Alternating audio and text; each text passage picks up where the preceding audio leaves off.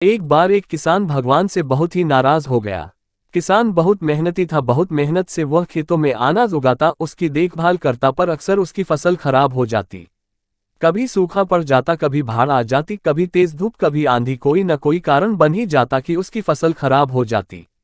एक दिन वह किसान गुस्से में आसमान की ओर देखकर भगवान से कहा, हे ईश्वर, आपको लोग सर्वज्ञता मानते हैं कि आप सब जानते हैं, कहते हैं कि आपके इच्छा के बिना एक भी पत्ता नहीं हिलता। पर मुझे तो लगता है कि आप छोटी सी छोटी बात भी नहीं जानते। आपको तो ये भी नहीं पता कि खेती बाड़ी कैसे करते हैं। अगर आप जानते होते तो हर समय जो बाढ़, आंधी और तूफान आते हैं वो कभी नहीं आते। आप नहीं जानते कि कितना नुकसान उठाना पड़ता है हम किसानों को। यदि आप मेरे हाथ में ये शक्ति दे दे कि जैसा मैं चाहूं वैसा मैं मौज कर दूं, फिर आप देखना मैं अनाज के भंडार लगा दूंगा।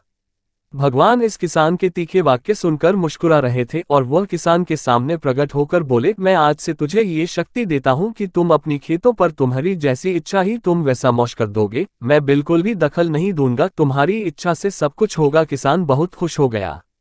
किसान ने गेहूं की फसल अपनी खेतों में बोई। जब उसे लगा कि खेतों को धूप चाहिए तो खेतों को धूप मिले, जब पानी बरसना चाहिए तभी पानी बरसा। आंधी, तूफान, बाढ़ कुछ भी उसने अपने खेतों पर आने नहीं दिया। किसान के खेत में इस वर्ष ऐसी फसल हुई जैसी कभी नहीं हुई थी। हरी भरी लहलहाती फसल। मन ही मन वह बहुत खुश हो गया और सोचने लगा, अब सबूत के साथ दिखाऊंगा भगवान को कि इसे कहते हैं शक्ति का सही उपयोग। मेरी सफलता देखकर उन्हें अपनी नियम जरूर बदलने पड़ेंगे।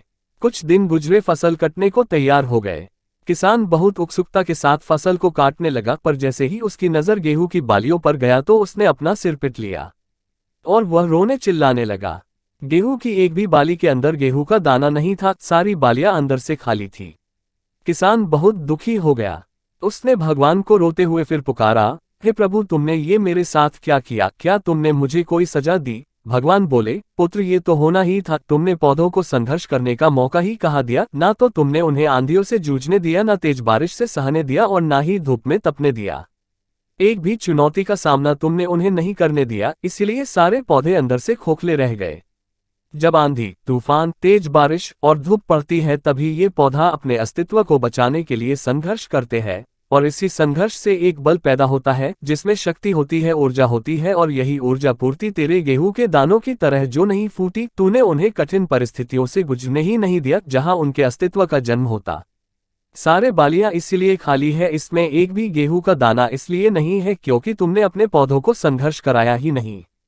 याद रखिए, स्वर्ण में सवर्णीय आभा तभी आती है जब वह आग में तपने, गलने और हथौड़े से पीटने जैसे संघर्षों से गुजरता है।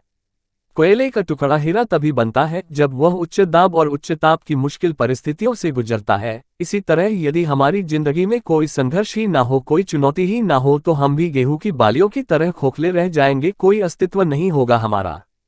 विपरीत परिस्थितियां, चुनौतियां, समस्याएं हमें और अधिक निखारती है। यदि जीवन में कठिन परिस्थितियां और चुनौतियां आए तो घबराना मत, बल्कि सामना करना। विश्वास करना कि आप और अधिक निखर जाओगे और अधिक मजबूत बन जाओगे।